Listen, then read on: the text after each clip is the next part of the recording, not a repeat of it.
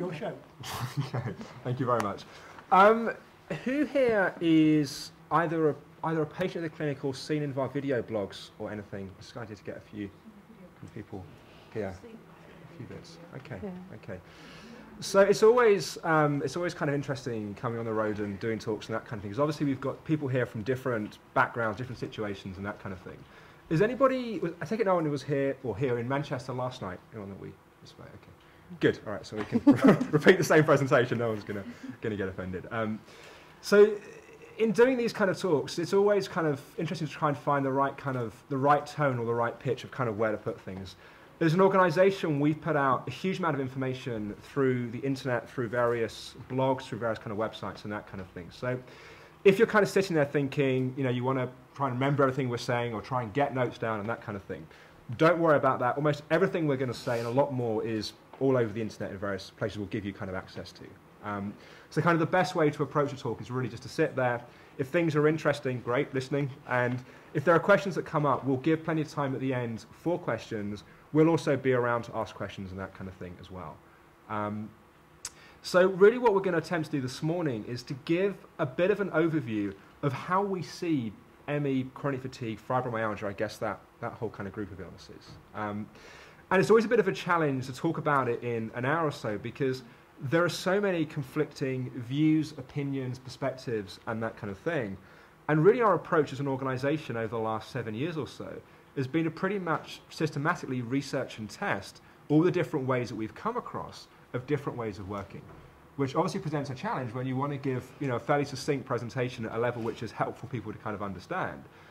So what we're going to aim to do is give a bit of an overview of some of the different stages of how we see people getting sick in the first place, what we see can be the final triggers, also what we see that can perpetuate the illness. And we'll go kind of a general overview, but then what we'll also do is give some specific examples of certain bits as well. But maybe before we come to that, a kind of a helpful starting point would just a little bit about my background and the background of the organisation. That I got ME when I was 15, just before I turned 16. And at that point, I was, in some ways, a fairly normal teenager that lived for music, sport, and girls, generally speaking, in that order.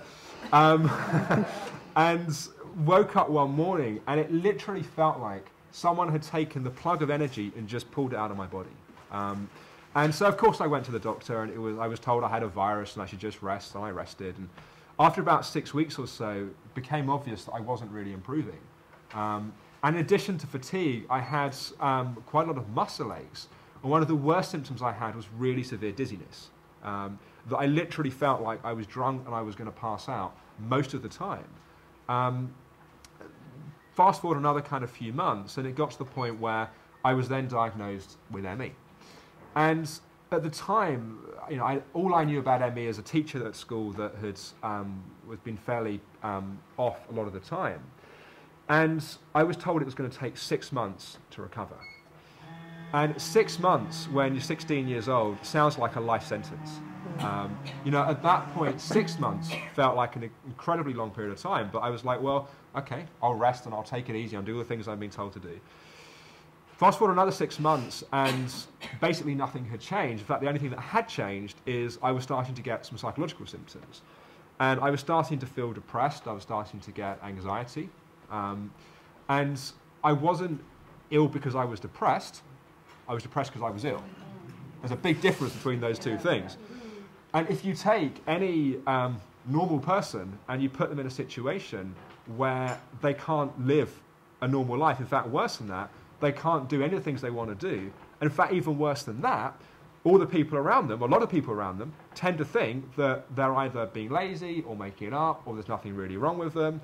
Then if you don't get depressed, you've got psychological problems, as far as I'm concerned.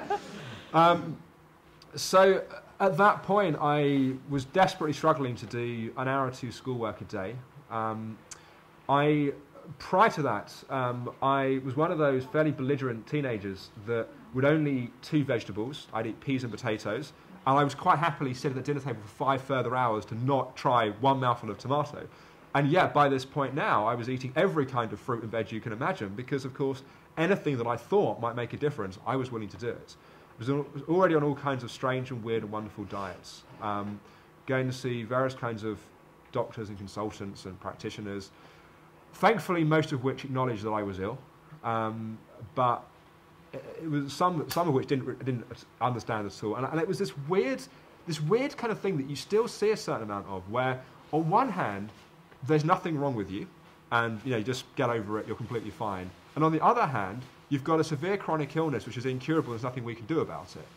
And I was like, is this the same condition that I've got with two completely different perspectives on it?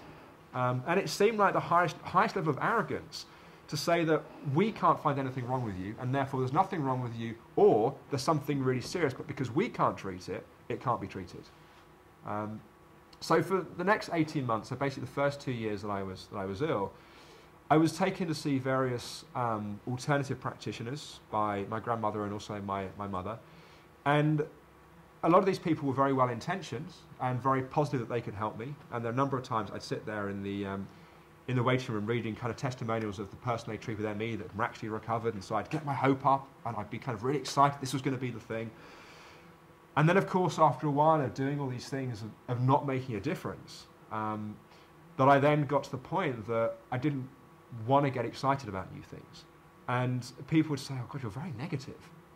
And of course, in hindsight, what I realized was it wasn't that I was negative, I was just so afraid of getting my hope up and being disappointed again, that it was easier just to kind of to be skeptical about new things. So without spending lots of time on the story, basically after 2 years, I got to the point that I was pretty much suicidal. And it wasn't I wanted to be dead, I just couldn't face living in the way that I was living, where, especially imagine kind of 16, 17, 18-year-old boys, none of my friends visited by this point. My girlfriend stayed around about 3 months of me being ill, and that finished. And so I started at a new school for sixth form. I didn't really, there was almost the joke of the ghost of Alex Howard, because no one ever saw me at school. And sometimes I'd be kind of being for one lecture or one class, and then would kind of have to go home to rest for the entire afternoon. So anyway, after 2 years, I got to the point that I just felt like it couldn't go on like this anymore. And I had a conversation with my uncle, who was someone that had, he'd always been kind of, in my life, but at a distance. If anyone's seen Lord of the Rings, he was a bit like Gandalf. He kind of turned up every so often and said helpful things, but he wasn't there most of the time. And I basically said, I hate my life, I hate everything, and I can't go on like this anymore. And he said to me, on a scale of 0 to 10, how badly do you want things to change? And I was like, it's a stupid question. I'd do anything. Maybe I wouldn't shoot somebody, I wouldn't chop my arm off, but I would do anything. He then asked me to make a list of all the things that I thought I could do to change my situation. And so I wrote down things like doing more with nutrition, reading more, learning more about the illness, perhaps things like yoga and meditation, not because I thought that meditation was going to cure me, but I recognized that my mind had a huge amount of anxiety by this point of what the hell was happening to me. And on days I'd be like, should I rest? Should I push myself? Some days if I pushed myself a little bit, I felt better for doing something. Other days I paid for it for a week, and it was so there was all the anxiety that would come up around that. So I had this kind of list of things that I could do, and he then basically asked me, how many hours a day do you spend watching telly? And between EastEnders and Coronation Street and Brookside and Neighbours and Home and Away, and basically the life that I lived through soap opera characters, it's about 7 hours a day. So I pretty much had a PhD in soap operas by the age of 18, because it was the only thing that I could do. So he then basically helped me create an action plan of all the things that I thought I could do to change my situation, one of which was to realise actually how little I knew about ME. And the books that I'd read had been really negative. And I wasn't interested in learning to live with the illness. So anything that talked about living with ME was not of interest. I didn't want to live with it. I wanted to recover from it.